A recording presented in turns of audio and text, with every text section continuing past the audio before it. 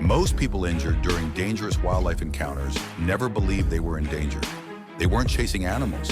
They weren't ignoring warning signs, at least not intentionally. They were doing what millions of Americans do every year, enjoying a family trip, stopping for photos, trusting that calm means safe. This is where many wildlife incidents begin. Across the United States, park rangers and wildlife researchers have noticed a troubling pattern. Injuries rarely happen during dramatic chases or aggressive confrontations. They happen during quiet moments, when people feel relaxed, when phones come out, when attention drifts. That false sense of safety is precisely why wild animal safety tips matter more today than ever before. Today, we're diving into 7 expert-backed wild animal safety tips everyone should know. Principles developed by wildlife biologists, search and rescue teams, and national park professionals who study national park wildlife safety for a living. These are not myths or internet rumors. They are lessons written in data, experience, and hard-earned understanding.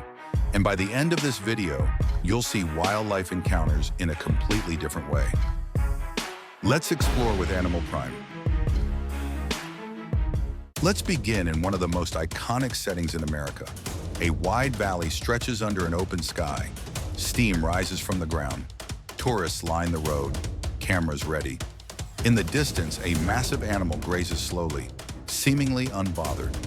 Scenes like this play out every day in places like Yellowstone National Park, where beauty and danger quietly coexist.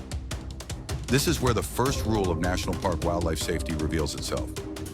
Large animals that eat grass are not harmless.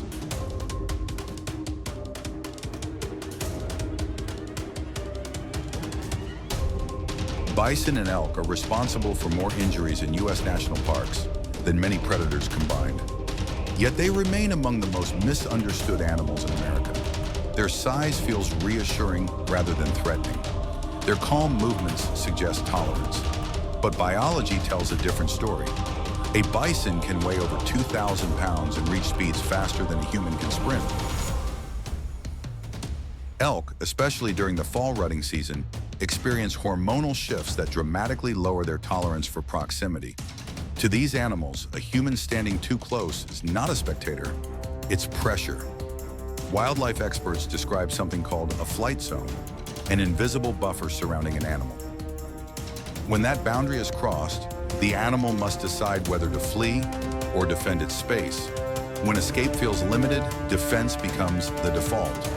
This explains why so many dangerous wildlife encounters happen when people are simply standing still. Understanding this rule alone prevents countless injuries. Safety is not about predicting behavior, it's about respecting distance. As we move deeper into these wild animal safety tips, another powerful misconception comes into focus. The animals people fear most are not always the animals that cause the greatest harm. Take bears. If you ask most Americans what they fear encountering on a hiking trail, bears top the list. Yet experts emphasize that fear-based reactions often increase risk. Running, screaming, or making sudden movements can activate instinctive chase responses deeply embedded in predator psychology. From a bear's perspective, fleeing behavior does not signal peace. It signals vulnerability. This is why professionals emphasize understanding what to do if you encounter a bear, rather than relying on instinct. Standing your ground, appearing larger, and maintaining calm awareness can dramatically reduce danger in many situations.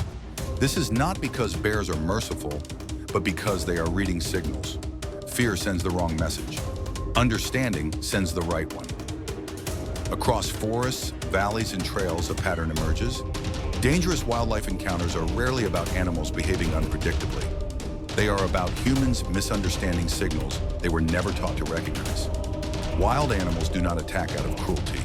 They respond to space, pressure, and survival instincts honed over thousands of years.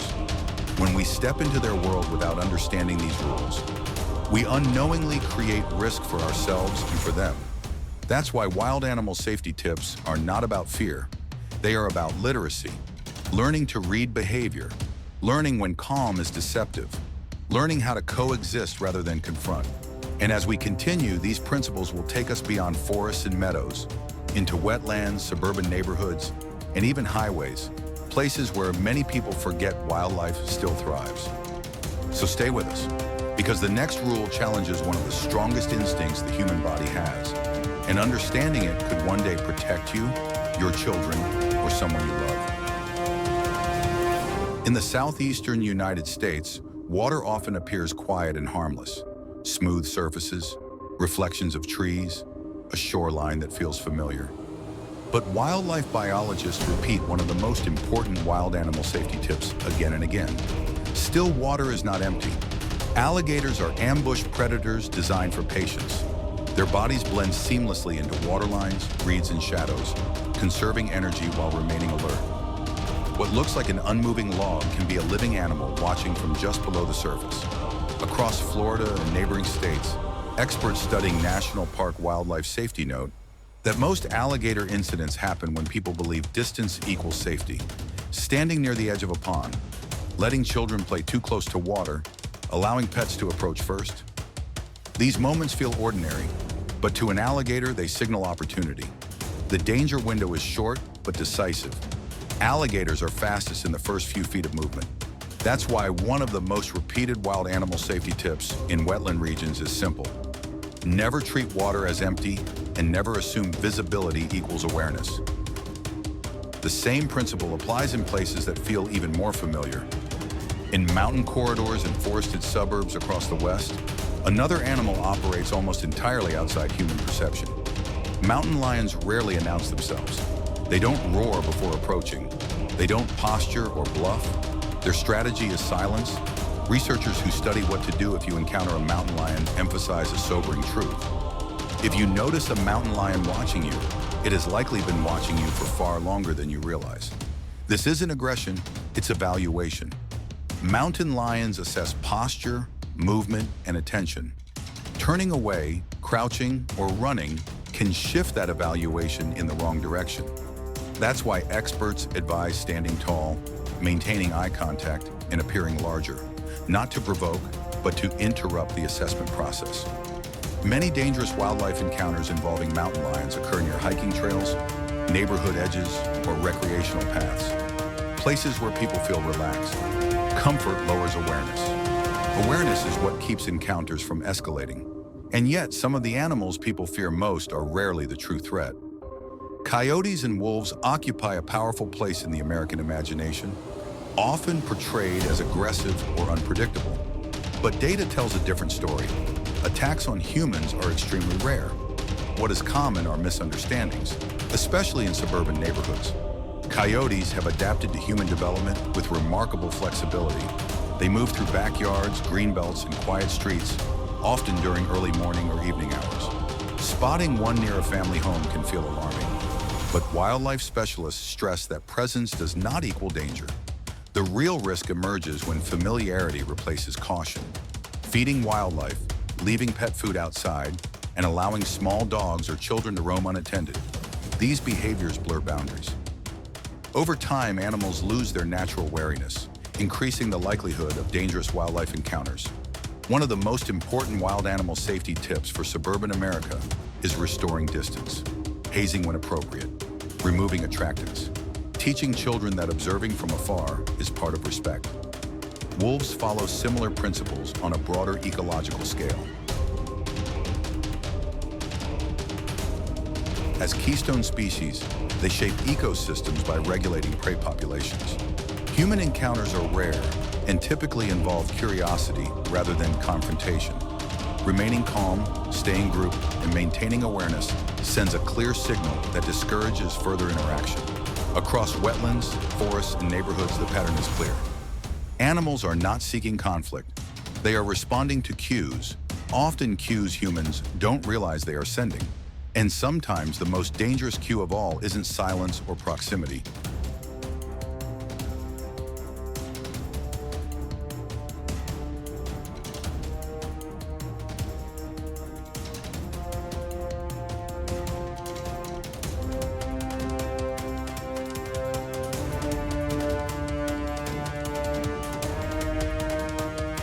It's speed. As daylight fades and highways stretch long, Wildlife behavior intersects with one of the most underestimated risks in America: driving. Deer, elk, and other large mammals follow migration and feeding routes that existed long before roads. Headlights don't register as danger. Lanes don't mean boundaries. Studies show that wildlife vehicle collisions injure tens of thousands of people each year. These events rarely feel like wildlife encounters, yet they represent some of the deadliest interactions humans have with animals. Every year in the United States, wildlife vehicle collisions injure tens of thousands of people and claim countless animal lives. Deer, elk, and moose account for the majority of these incidents, making roadways one of the most overlooked areas of national park wildlife safety. These moments don't feel like wildlife encounters. They feel like accidents.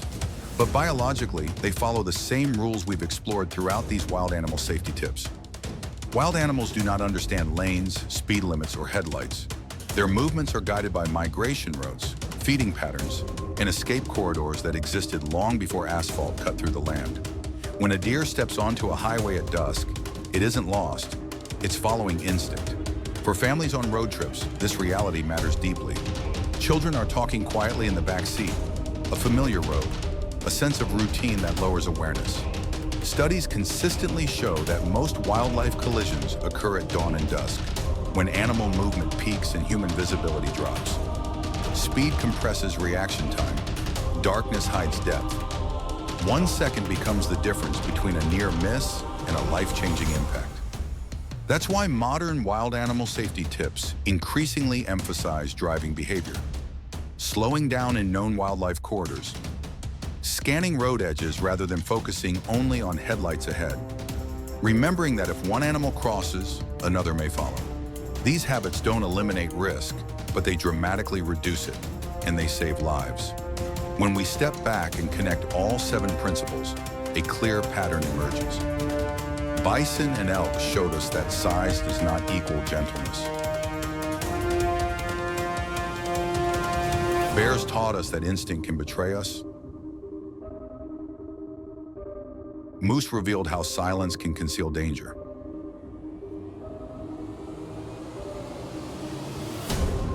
Alligators reminded us that stillness often hides awareness. Mountain lions demonstrated that being watched doesn't feel like danger until it's too late. Coyotes and wolves challenge myths rooted in fear rather than fact. And our roads exposed how human systems collide with ancient animal behavior at high speed. Together, these wild animal safety tips tell a single story. Safety is not about dominance, it's not about control, it's about awareness. Wildlife biologists often say that animals are excellent communicators. They signal stress, they signal boundaries, they signal intent. The problem isn't unpredictability, it's that humans are often untrained in the language of the wild. When we learn to read that language, encounters change. Conflicts become rarer. Both humans and animals walk away unharmed. This is why national park wildlife safety is not just about protecting visitors, it's about protecting ecosystems by allowing animals to remain wild. This responsibility has never been more important. As recreation increases and development expands, humans and wildlife cross paths more often. National parks welcome millions of visitors each year. Suburban neighborhoods continue to push into former habitats. Roads stretch deeper into migration corridors. The wild isn't disappearing, it's adapting. And coexistence depends on how well we adapt to it. If there's one lesson to carry forward from these dangerous wildlife encounters, let it be this. Wild animals are not villains. They are responders. When something goes wrong, it is rarely because an animal chose violence. It's because signals were missed, space was reduced, or assumptions went unchallenged. So the next time you hike a trail, pause near a quiet shoreline, walk your dog at dusk, or drive home with your kids asleep in the back seat. Remember these wild animal safety tips. Remember that calm can be deceptive. That distance matters. That awareness saves lives. Before we go, we want to hear from you. Which of these wild animal safety tips would you teach your family first? Have you ever experienced a moment that changed how you think about dangerous wildlife encounters? Share your story in the comments. Your experience might help someone else stay safe. And if you value expert-backed documentaries like this one, consider subscribing. Every week, we explore the hidden rules of the natural world, so you and your family can experience it with confidence, respect, and understanding. Thank you for watching. Out there, the wild is always aware. When we learn to be aware too, coexistence becomes possible.